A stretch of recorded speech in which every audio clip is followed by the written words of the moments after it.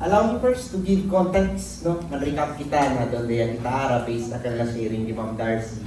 From the very first day, first is we look at the vision of the Archdiocese. We listen to Bishop, and then we try to align our own vision and mission to the Archdiocese, to Bishop. We did that mostly in day one. Now, as we align our vision and mission, the next step is now we're going to do our strategy formulation. We do our strategies. When we do our strategies, if you notice, no, we don't go straight to let's do this or let's do that. We look around, no? So we look outside, external scanning. What are the good things and the bad things outside, the opportunities and the threats? And then we look inside. What are the good things that we have inside? Our strengths and our weaknesses. Only after you look around and understand, do we move towards, tara, let's do this. It's important to be sensitive to the environment first. That's why we did it first. So, yun ang environmental scanning, sabi ni Dr. Darcy noong una. And now, we've seen that we've seen that in our output. So, first is, if you look at this, it's a SWOT summary. I tried to put together the things that you said yesterday. And the first thing you notice is that the SWOT summary from group presentation, it says there, June 8, 2025. And then you remember that today is June 7. And the reason for that is, anoche, yatrakan komigo si Father Dale San Miguel Dio. So medyo tipsy-tipsy po ko kasi ko ng document. External factor. So, anyway, this summary of SWOT is brought to you by San Miguel Dio. Powered by. So, pasensya. So, there, no, it says, oh yeah, thank you, Dom, June 7 niya. Okay, so, ayan. The next thing you will notice is that these things are a validation of what was said by Ma'am Daisy yesterday. So, some things were repeated. There are a lot of things that came up again and validated in our conversation. So, that is from the survey and we're validating it now. And we hope that this is some kind of reflection of the internal and external realities that we have. So, ayan, let's start with opportunities. The opportunities, again, no, from yesterday, opportunities are external things that are good. So, common mistake, sometimes when we do opportunities, of course, so excited. The opportunity is opportunity for us to train our teachers or opportunity for us to improve our infrastructure. Technically, in SWOT analysis, we don't do that yet. No? Opportunities is something that is outside. So a lot of those things that you said are strengths, a lot of those things. Pero it's something happening outside that is good. And that is something we can take advantage of. So it's not something na opportunity to do this. It's something, there's a good economy in the city. There is something, there is development in educational, something outside that is good. So I tried to put those things together. And then the other things, I reclassified them to strengths and weaknesses as necessary. So one of the things that often you all mention, one of the good things that is happening outside is technology. Technological advancement, that's the first one. And everything that was said about technological advancement when there are so many things that were said, and I would categorize them into things that can affect, they affected essentially in 3 areas. Things that affect instruction, things that affect technology advancement with implications to marketing, and the third one that has implications to administration. You have mentioned so many technological trends that has effect to instruction. You mentioned digital tools and online platforms. You mentioned so many times AI-enhanced education, AI-formed education. You mentioned personalization. I'm not that familiar with that yet, but it came out so many times yesterday. Personalization, that is, Kosakel, personalized to the class, custom modules, you said that this is something that can be enhanced with technology. Marketing, Facebook, Instagram, and YouTube, you mentioned the implications of this and the necessity to take advantage of this. And administration, there was mention of, even for admin, AI is important, not just in teaching. You mentioned that we have so many student data lying around, but to analyze them, how? So that's another AI thing. You mentioned something about AI performance monitoring. You mentioned something even related to technology, related to security.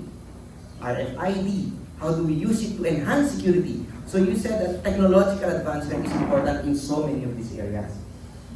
Number 2, increased enrollment demand. This is something that I was curious from the very start. Kasi if you read the surveys and if you read yesterday, common answer is increased enrollment demand. Another common answer is decreased enrollment demand. So that when I was looking at that, first I was a little confused as to the situation of our market. Perhaps to an extent, there is a school-to-school difference. It's one. But upon reflecting and looking at how things were put out, it seems that to an extent, both are true. There are certain forces that push enrollment demand to go up. Like you mentioned, the economy of Zamboanga, the population of Zamboanga. But there are also certain factors that push the enrollment to go down. Such as, you mentioned rising costs, you mentioned inflation. So, to an extent, I think both are valid. So, on the opportunity side, it's the increased enrollment demand. You said there is demand for the particular brand of education that ICAS gives, which is, am I correct in saying that this is something that is also validated by our speaker yesterday, no? That the Christ-centered Catholic foundation-based private education, something that is in demand. And that's the value proposition that ICAS gives. It is driven by the city population and the economy, and demand for, this is a direct quote, no? The phrase affordable quality education. It was mentioned yesterday at some point. And so therefore, it is important to have a certain accessibility on our education. So there, that's that. You also mentioned several networking and collaboration opportunities. So many organizations were mentioned. The ICAS Network for Schools for one. SEAP OWA, you mentioned Caritas. You mentioned international Catholic networks. So many international opportunities, including digital internationalization, exchange programs. What you have evaluated is, there are so many things outside that are waiting to be collaborated with. There are so many opportunities in internationalization, other organizations na naghihintay for us to collaborate with them. So that's what you mentioned. And maybe in the direction setting, when you look at these realities, this will inform you on what to do later. Demand for specialized or signature programs. This came out also, again, the personalized learning. I have to learn more about that. Blended learning demand, academic, non-academic programs, arts leadership. To make specialized programs. I'm not sure if what year level was this thinking on. Was this college? Probably. Maybe senior high. No? Pwede man tamin. So, some specialized. Number 5, you also mentioned opportunity of accreditation. There are accreditations waiting. PASO is the most common. But again, there's so many opportunities there for us to approach and get these accreditations. And last, an opportunity outside is, I'm not sure if I would call this outside, pero there is, in general, a call for the church and a call for ex-diocese for evangelization. And how do we take advantage of this opportunity? So there, those are some of the outside good things that we can take advantage of. How do we take advantage of them? That's a key question later in when you're doing your strategies. What strategies do we have so that we can take it? I think that's the opportunities. The outside threats now is also, you have mentioned so many good things about technology, but you have also mentioned so many not so good things about technology. That's why it appears both in opportunity and in threats. So when you mention technological advancement, you also mention things like digital divide.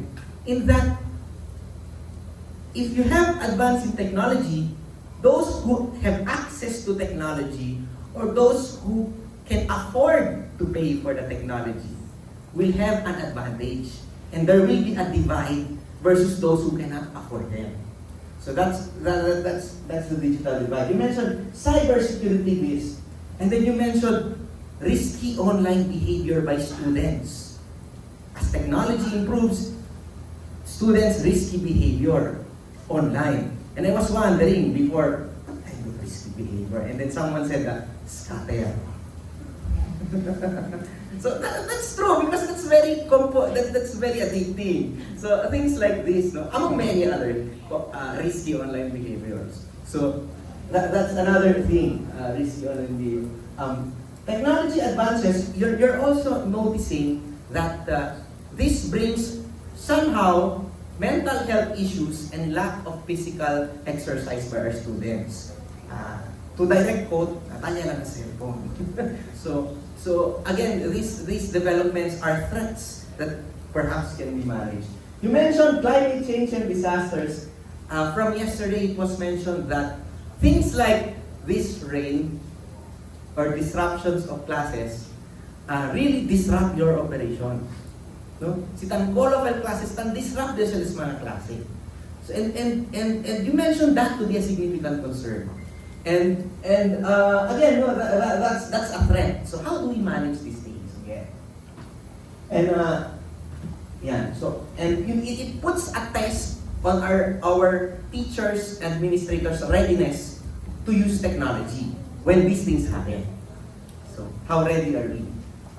Price sensitive market. A lot of things has been said about your market and parents and paying. When this was said, I got the sense that your market is highly price sensitive. Do you think that's true? Price sensitive, tipong sensitive sila ng movements na presyo. Subial tuition fee, medyo things change. Is that true?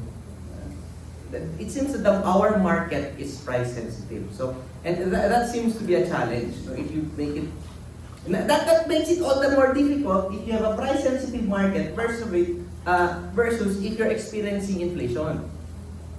Because your sensitive is price, you have a price-sensitive market, and then your costs are increasing.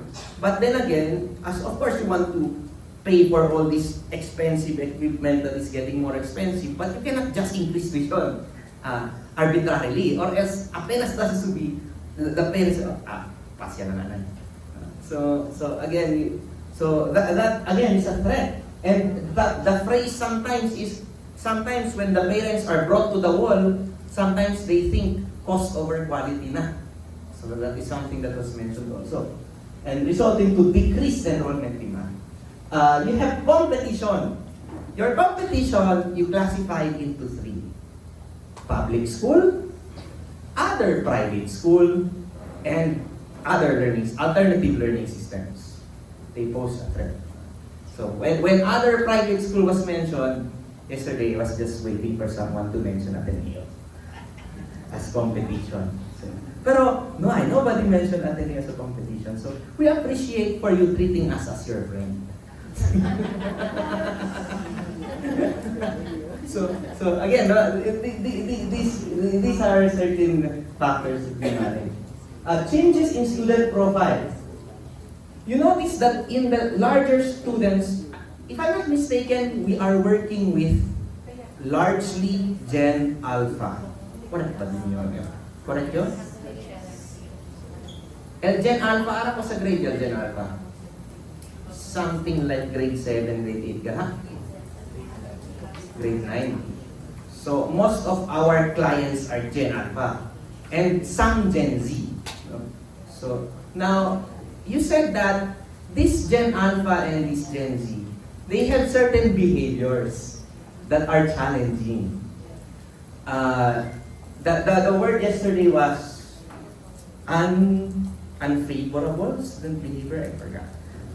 So and this poses a challenge to us. They are marked by over-reliance in technology, for example, na kalagyan cellphone lang. So that's one, the generational thing. This pose a challenging threat to us. And other than that also, our demographics are changing, including religious demographics of our students is changing. So that requires, again, intervention or what do we do? Is it, for example, higher percentage of Muslims? I'm curious, has anyone tried to count and seen if it's increasing? So, okay, at least that's validated. I tried to count it in ADSU twice. A few years ago, 2015-16 ata, it was 33%. Father Arnold counted it like last year, it's 40%. So, as to numbers, I think the numbers support that yes, there is change in religious demographics. And so, schools, including Ateneo, has challenges in trying to adapting that. So, ayan. And you mentioned several regulatory threat or legal threat from DepEd and the government in general. So you mentioned, of course, the DepEd policies that sometimes stress you out. You mentioned specific DepEd policies like the Matatag curriculum, grade 6, grade 3, size bilog L subject del posakyan. So, the Matatag is making it challenging for you. The K-12 is making it challenging for you. The questions surrounding the certainty of K-12 is stressing us out. So these things are again mentioned as threats. And their ever-changing curriculum guidelines also probably change. To those with college, like I guess, for example, also have challenges to that. So that's the threats. So there, those are down.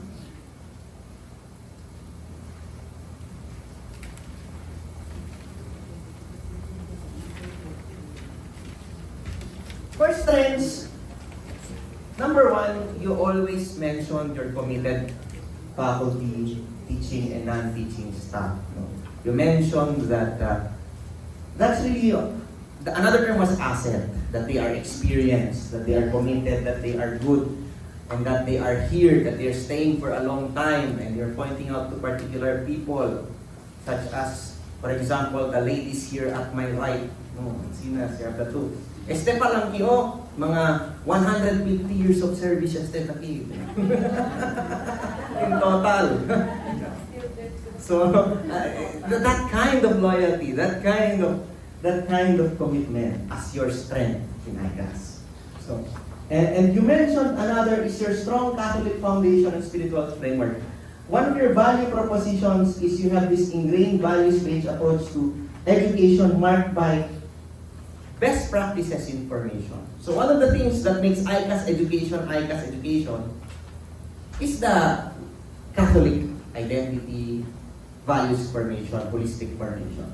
And you mentioned so many good practices.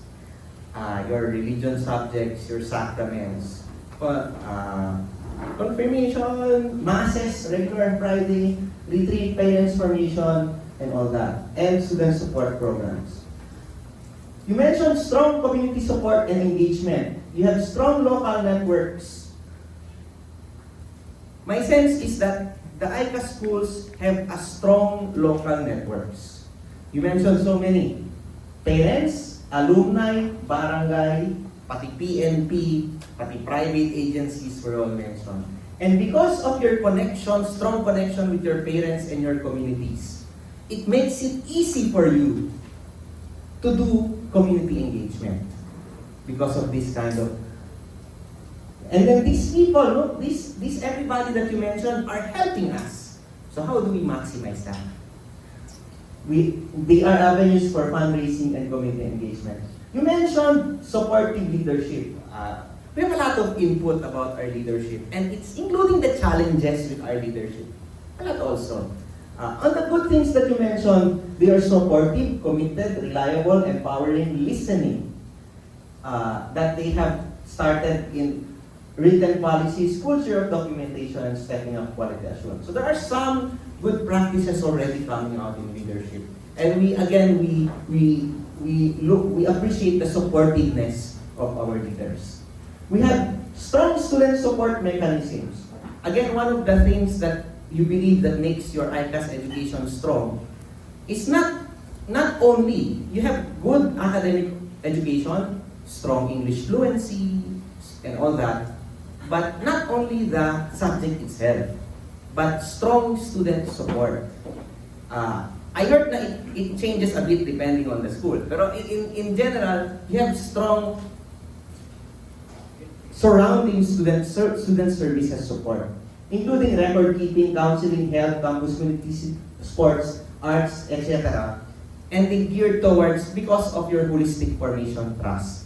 Na dito sa ICAS, hindi lang pa kami na tumutulong para ang student ay maging matalino, pero siya ay morally upright, na siya ay skilled sa maraming bagay.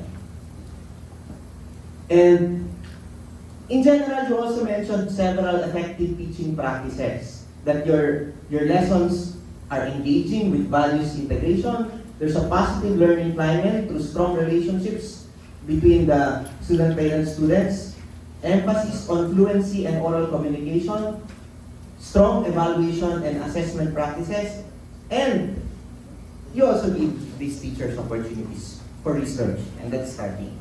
So these are some of the strengths that, last na lang, no? Okay. So those are the things that make ICAS strong. How do we maximize these things? What strategies do we do to maximize these things? Later, yun ang workshop natin. So, weaknesses. Probably one of the more thorough discussions. So a lot of things and gaps that we've noticed where we can improve. Now, if you look at it, and first three pa lang, that's physical, financial, human. Three of the resources that makes us that are challenging in our schools. Our physical resources, financial, and our human resources. On the physical resources side, you have lack of learning resources, and there are so many things mentioned. Projector, computer, internet, classroom technology, student services offices, specialized classrooms, science lab, computer lab, library, pati library reference, sports facilities. Sometimes you said that some of these are lacking, some of these need more maintenance. So these things are perpetual challenges that make us, that gives us challenge in delivering our education. There's limited financial resources aggravated by the fact that we are schools that are reliant almost 100% on tuition fees. So that makes it all the more challenging. Human resource gaps, there was a lot mentioned. I tried to group them together. A high turnover is the result, no? But if you dig a little deeper, there's a lot of things. High turnover, there's a lack of manpower itself, kulang ng tao. Your administrators are overburdened. Ako po sir ay may teaching load na dito, binigyan pa ng admin load na ganito, tapos pinapunta pa sa committee na ganito. And then, pati yung committee na, tapos binigyan pa ako ng subject nito, tsaka maging chair nitong subject, hindi naman yun yung kurso ko. So these things, because of the lack of manpower, these things eventually came out. There are also human resource skills, I would call them capacity gaps or skills gap. There are existing personnel naman, pero because of evolving technology and all that, there are certain capacities and skills na we're not there yet. Now we are still trying to develop. What are these particular skills that you mentioned that we're still getting there? Digital literacy is number one. Yung aming teacher po ay meron po hindi pa po masyado sa computer, sa online, sa Zoom, sa hybrid. Reliance on traditional lecture. So we're still there's nothing wrong with traditional lecture, pero you said na there's over-reliance on it sometimes. The entirety is a traditional method. Classroom management weaknesses. Research competency. Ang mga teacher po ay hindi mag-research kasi hindi naman po kasi required. And then, kansaw na ensinya 7 subjects, manda po kung So, these things, but again, that's challenging kasi if you're starting to level up and go for accreditation, these things become important. Schools are not avenues just to transmit knowledge. Schools are avenues to generate knowledge. So the research component is something na has support. It's in the stance, you're giving support. Pero the challenge is how do we develop that competency among our teachers? Not only competency but desire to do research. So that's one. And customer service. This one is for non-teaching. For some non-teaching, you need more customer service skills. Like the security guard who is ambushing, who is approached by the angry parent. He has to know how to do customer service skills. That's also something that was mentioned yesterday. So, yeah, these are some human resource skill gaps that you have mentioned, and perhaps that can be enforced. On the management and communication side, you mentioned a lot of challenges as to communication in many groups. So that goes for transparency, policy communication, and interface or inter-office communication. How do we become more, how will communication be more standardized, be more often, and be more formal, etc.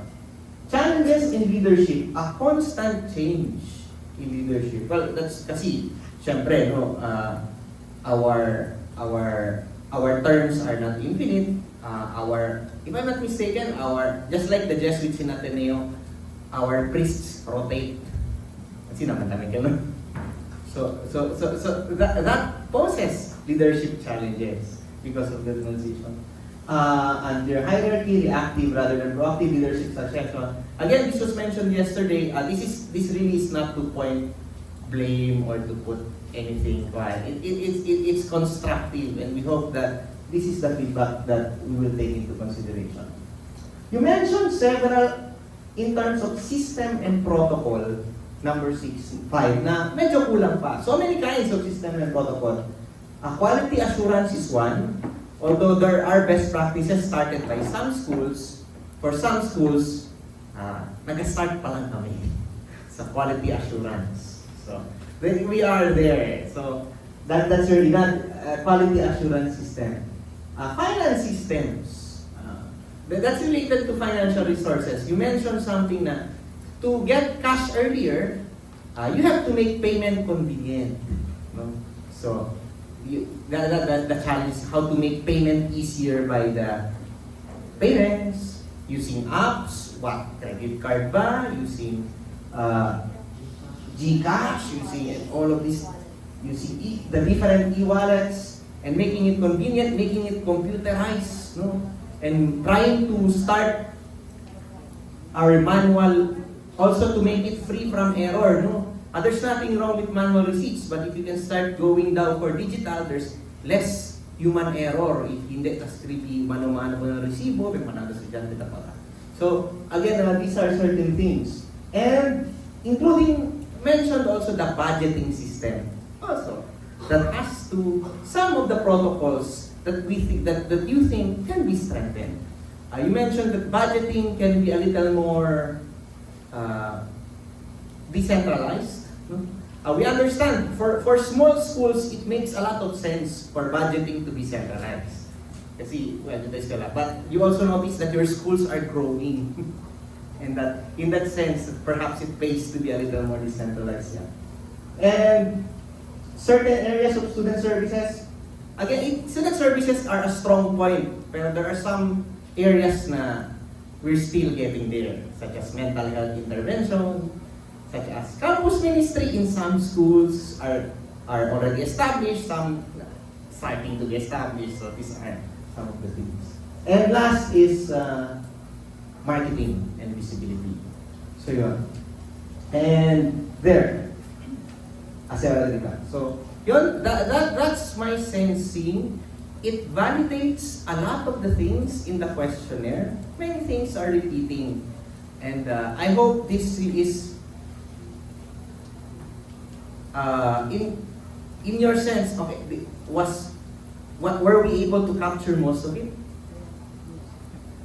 No? Okay, so yeah. So these are in strategic planning.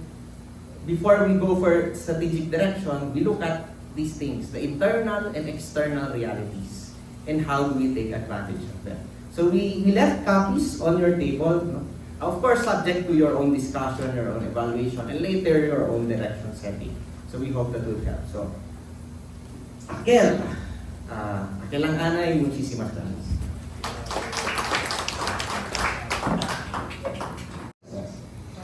Third, by improving systems for HR development, retention, and compensation, we measure this through teacher retention and software support frameworks and through teacher compensation.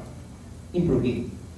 Goal 4, we would like to enhance student support mechanisms towards holistic formation. The strategy is to improve student services all across health, counseling, campus ministry, sports, and the arts. We measure this through checking that we have a central digital recording system, checking that we have a mental health management systems, through measuring health outcomes, through checking that we have a school community for evangelization, and through measuring through the number of programs for sports and the arts. Goal 5, to enhance student learning outcomes and engagement. We plan to achieve this through integrating technology and modern teaching methodologies, through personalizing learning, through tailored curriculum and differentiated instruction, and through establishing structured and supportive learning environment. We measure this by checking if there is an integration of new instructional methods and learning styles reflected in classroom observations, through checking that there's adoption of differentiated instruction in the curriculum, through measuring student assessment performance and measuring student satisfaction rating. Our goal 6, we would like to innovate digital engagement and comprehensive formation initiatives. We do this by 1, promoting digital evangelization, 2, implementing spiritual learning programs and spiritual guidance and mentorships, and 3, implementing comprehensive programs that cultivate social justice awareness.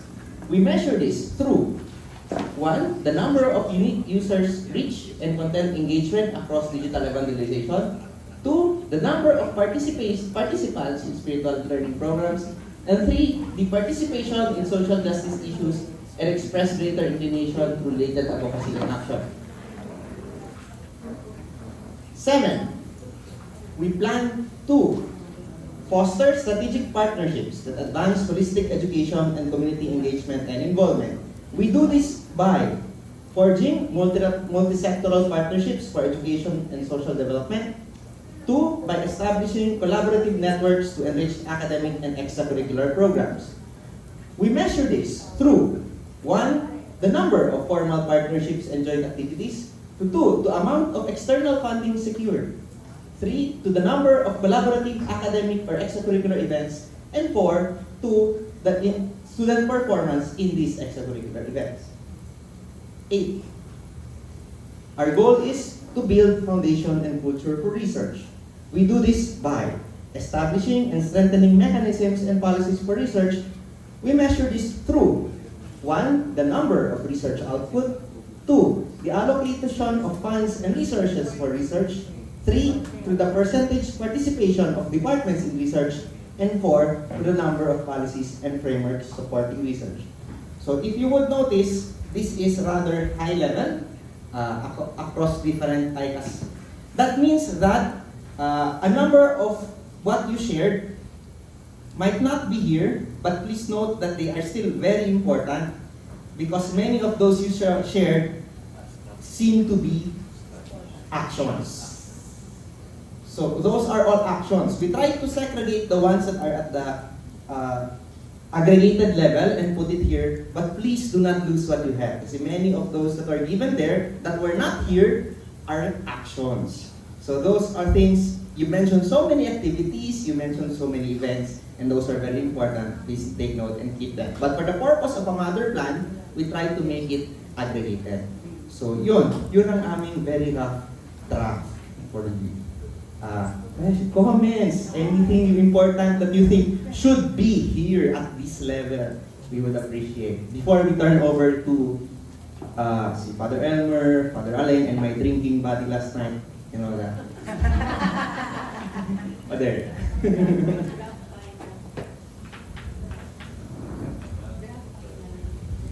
So how do you feel?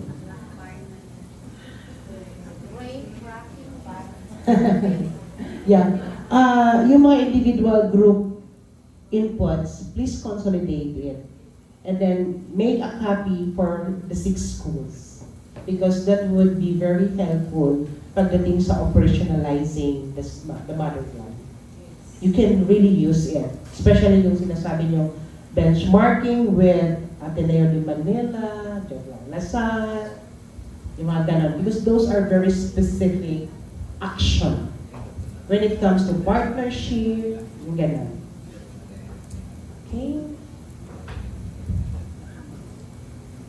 But then again, this is initial. Initial lang po ito. The core team or the steering com will approve it, will finalize it, you'll meet once or twice hanggang ma-final na siya, and then affix your signature and then share it with different 6 schools. Okay? Salamat. Thank you, thank you. Maraming salamat talaga. Yan po ang ating fruit ng ating mga, ano yun ma'am? Anong sinabi? Anong description mo? Nag-crack yung mga brain cells natin. Okay, so at this point, wala nang paligoy-ligoy pa. Hapon na, Father Alain and the rest of... So, we were trying, just so we have an output to at least show for today, but this draft, which will be polished later, will be sent to the Strategic Planning Committee, the core committee, and the core committee will finalize it. So for now, I'll just read through it. I'll dispense with long explanations. Goal 1, establish sustainable leadership and governance. We do this by, so that's goal. How do we achieve them? Through a strategy. How do we measure? Through key performance indicators. Goal, establish a sustainable leadership and governance. We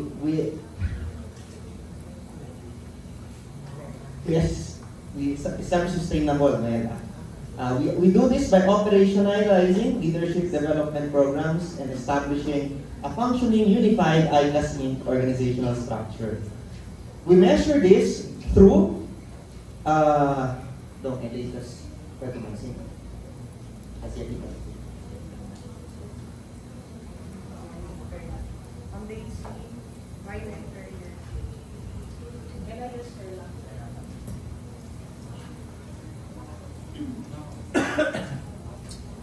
we don't have the final versions, and we have technical difficulty in the unseen. First, I would like to thank the La Virgen del Pilar Retreat House because they have a podium that is accessible for people like me. So I can see you. I don't need standard. Apa sa tagal mo? Pricer. So thank you very much to the.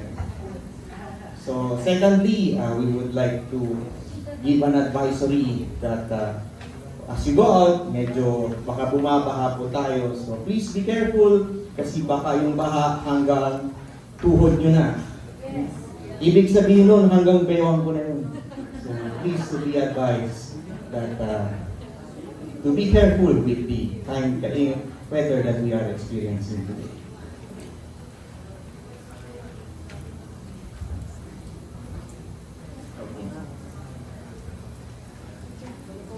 Yeah. Sustainable.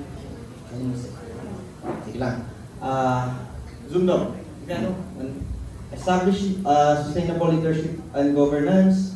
We do this by operationalizing leadership development programs and establishing a functionally unified ICAS Inc.